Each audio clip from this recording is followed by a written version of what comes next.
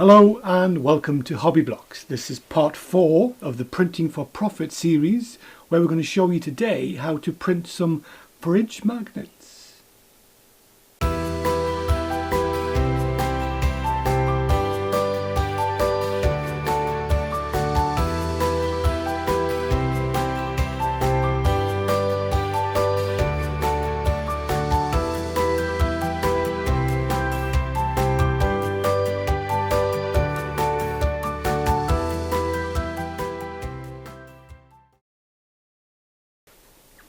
Okay, so fridge magnets. They're a very simple thing to print. Got a few samples here. They're very easy to make, so let's make some. So basically there are two common types of fridge magnet. There are various types on the market, but the most common are either ceramic or MDF.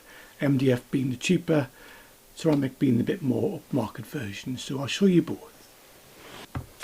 So, ceramic ones come in a little protective pouch. They consist of two parts. A nice shiny tile-like surface. This is made from the same material as tiles, and a self-adhesive piece of magnetic strip. So basically we print onto the white surface, and then we stick the magnet onto the back, and then we have a finished magnet. The other cheaper version is basically an MDF rectangle. They come in various shapes, but I'm using a rectangle, as you can see. Got a sublimation surface with a protective film coating, and again they come with a matching self-adhesive magnet, so that just sticks onto there, and you've got a fridge magnet. So let's quickly make some. I'm going to do two different methods. One which using the press you've seen me use in previous episodes, but if you can't afford a press, I'm going to show you a cheaper option which you can buy for a fraction of the price of a small press. So we'll do the press version first, and then, which is the most common way of doing it, and then I'll show you the alternative method next. So I've got the press heating up. The settings for ceramic and MDF are basically the same. It's 204 degrees centigrade. It's about 400 degrees Fahrenheit for 60 seconds, medium pressure. So let's just check. The press is almost there, not quite. So let's prepare the prepare the fridge magnets for the pressing process. So overhead cam, let's do, like I say, this is the ceramic one we're going to use. So first thing is to clean the surface. I'm just going to use a microfiber cloth to take off any fingerprints, any grease, without being handled by my greasy fingers. So the cleaner the surface, the better it will adhere to the ink. So there we go, that's ready. So the next thing is just to prepare a image. So I've got one from the printer. Let's have a look over here. I've printed off some just random pictures I got from the internet. Always try and use high quality pictures, but obviously if it's for yourself it's not that important. But if you're going to do this to sell to other people, make sure you have the rights to use the image. So either buy royalty free images or pay for a license to use a particular image. My two little dachshunds have just entered the room, and I want to show you in a moment one of my fridge magnets which actually has my two little doggies on. But these are the images we're going to use today, printed onto sublimation paper using the printer I've showed you previously in previous episodes. So first job is to trim down each image so it's close to the size of the magnet. And remember, when they come out the printer, the image looks very faded and washed out, but when the ink transfers to the object you're printing onto, the colours will pop. Printer is now at temperature, so I may have touched that again, so I'm going to quickly give it a wipe. I can see a mark on there, not sure what that's of. There we go. So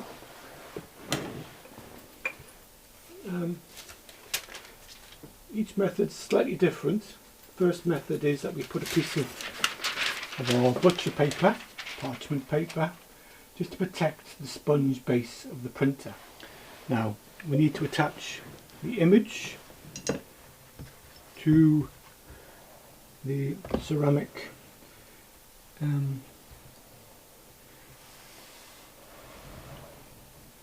thingy, so just get some heat resistant tape and just make sure that it's centered on the image where you want it.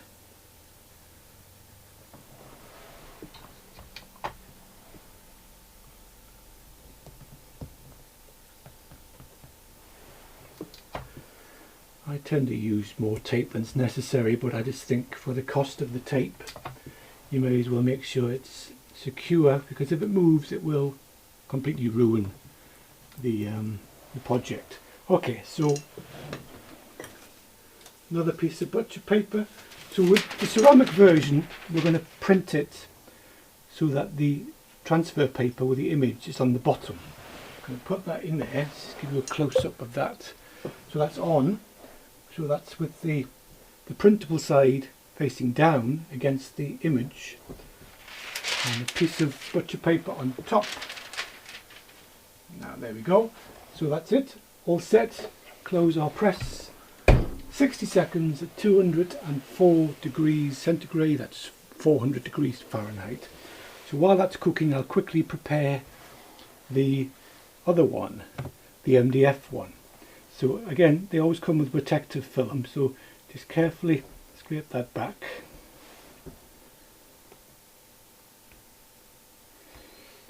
Helps to have some nails.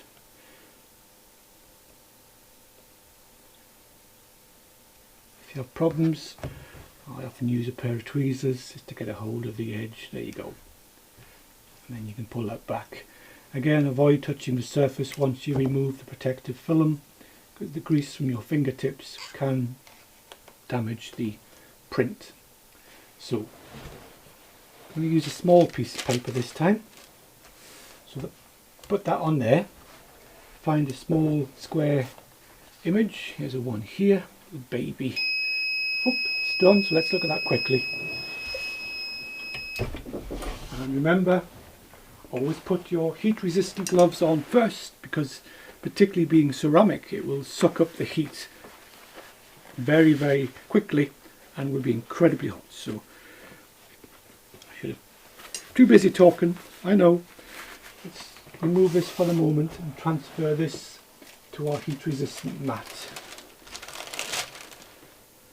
Now it's best to give it about 10 seconds just to cool a little bit before you start removing it, otherwise you may get some ghosting. So it's probably long enough. I can just quickly peel off the bits of heat resistant tape.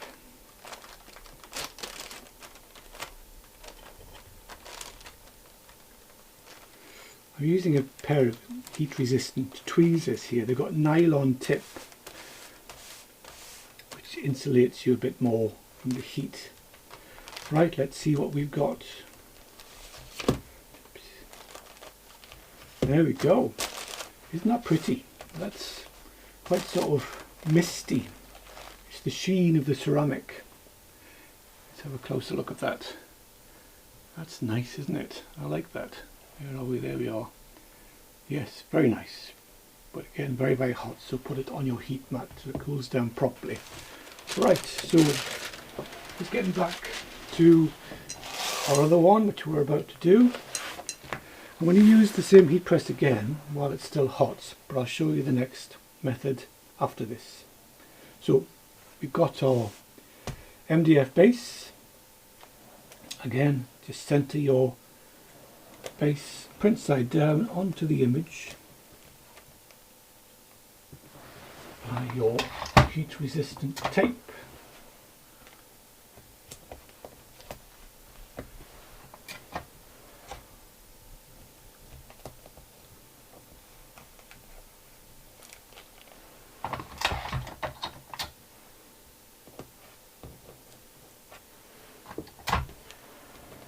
I'm going to put that back into the press, but this time I'm going to do it the other way around so that the paper, the transfer paper, is on the top and the MDF is on the bottom. So let's just do that. Turn it over, put it onto the press base, and again 60 seconds at 204 degrees. So I'll quickly have a clean up while I'm waiting. With some of this excess. So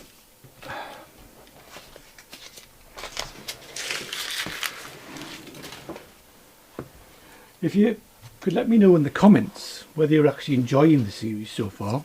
I'm not getting a great deal of feedback, so it'd be nice to know if you're finding what I'm showing you useful, if there are particular types of things you'd like to see me print, or particular types of machine you'd like to see me use.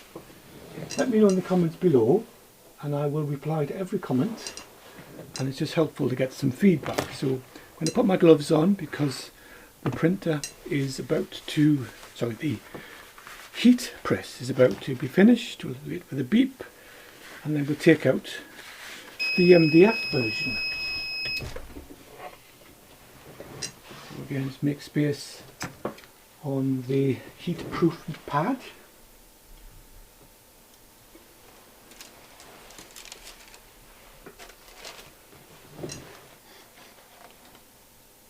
You can smell a little bit of burning, which is the MDF because it contains a little bit of moisture.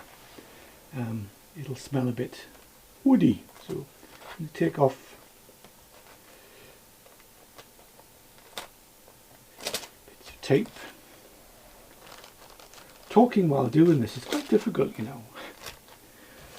You have to be multi-skilled to do this sort of recording.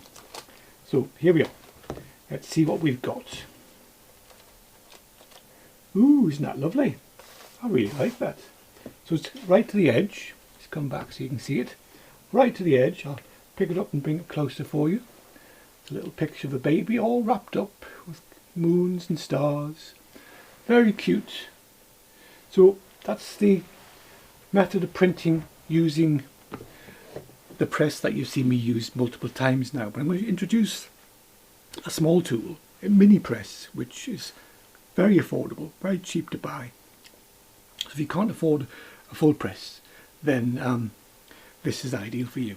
This is called a Cricut Mini Press. It's basically a small iron with an oval shaped, pear shaped base, which allows you to apply transfers, sublimation transfer sheet or HTV to small areas. You don't need to use a big press to do small items. So we're going to use this to apply one of our small pictures to the MDF. I wouldn't do it with the ceramic version because that requires quite intense heat and pressure, whereas the MDF doesn't require that much pressure. You can just apply pressure by hand. So I'm going to turn this on. Let's have a look. So you can see from the top, it's basically a little iron, but it has one control, one button. You press it once, gives you low, twice, medium, three times high heat. So it's got a little silicone base to keep it in. It heats up fairly quickly, about a minute. So while we're waiting for that, we get another little MDF. MDF fridge magnet. This is exactly the same process for MDF coasters and placemats, just a different size. So again, I always have problems getting this protective backing off, so bear with me.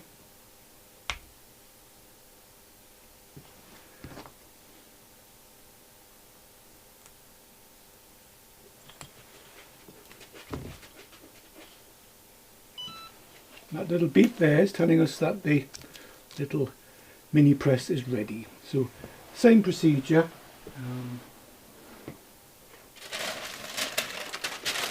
Don't want to waste much paper, so put your put your design down, and then your MDF fridge magnet on top of the design, centre it where you want it, apply some tape.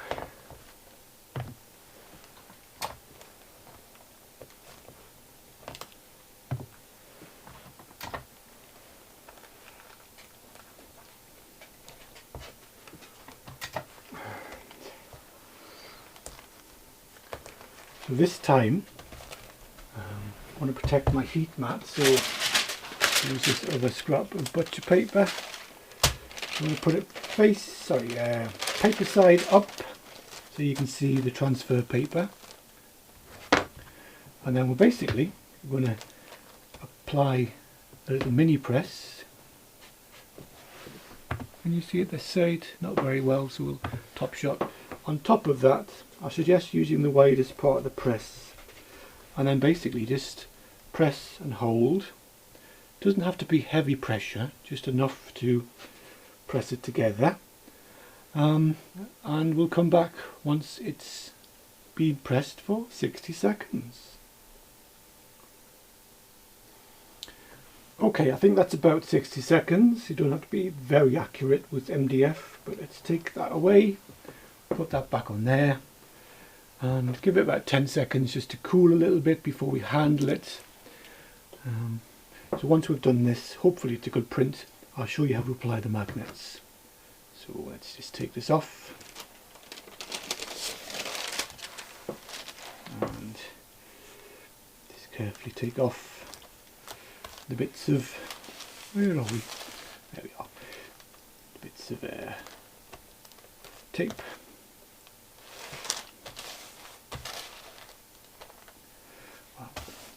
Peel it off from this side, you can see it. Whoa! Now there you see, we've actually made a bit of a blunder there. Most of it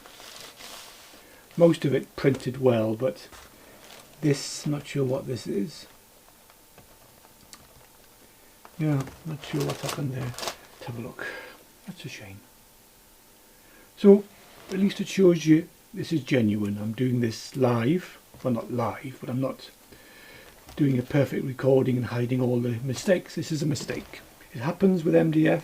It could have been that there is just a bit of dirt on the surface, or I wasn't pressing evenly, but it does happen. We make mistakes. You've got to make an allowance when you're doing sublimation printing that sometimes things won't come out properly. So always buy extra, because there'll always be occasions where you make a boo-boo.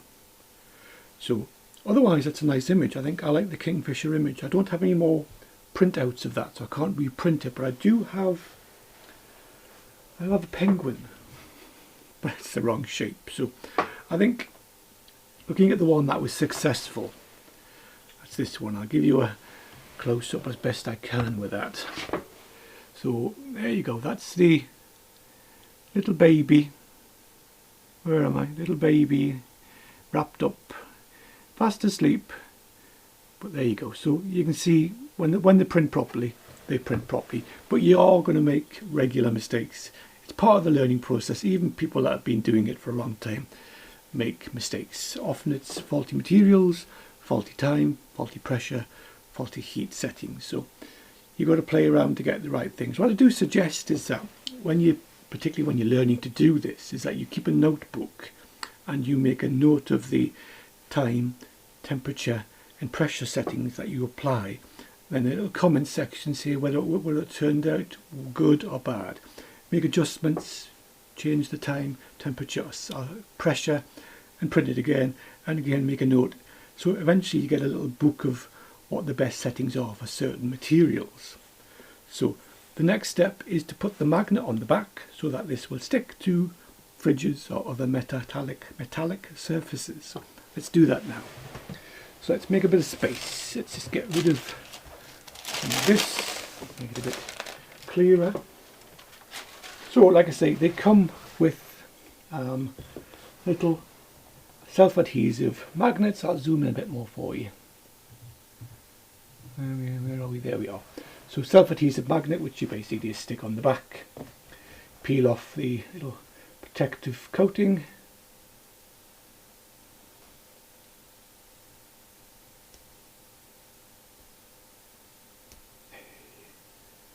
I wish my hands worked again. And you peel off the backing and just centre that as best you can. Where are we? Give you the best view. There. So just centre that as best you can. It's not vital it's spot on, but obviously do what you can to make it centred. Bit of pressure, rub it down. So that's now magnetic and will stick to metal objects. There's a metal ruler to hand there. Just see it sticks. There we go. So I'll do the other ceramic one and then we'll go and stick them on my fridge. Okay. So back to the overhead camera. Where is it? This nice Italian scene. And again, it comes with another self-adhesive magnetic piece. So just take off the backing. I thought it'd be clever and try and get a hold of that little bit of paper sticking out, but nope, doesn't want to work.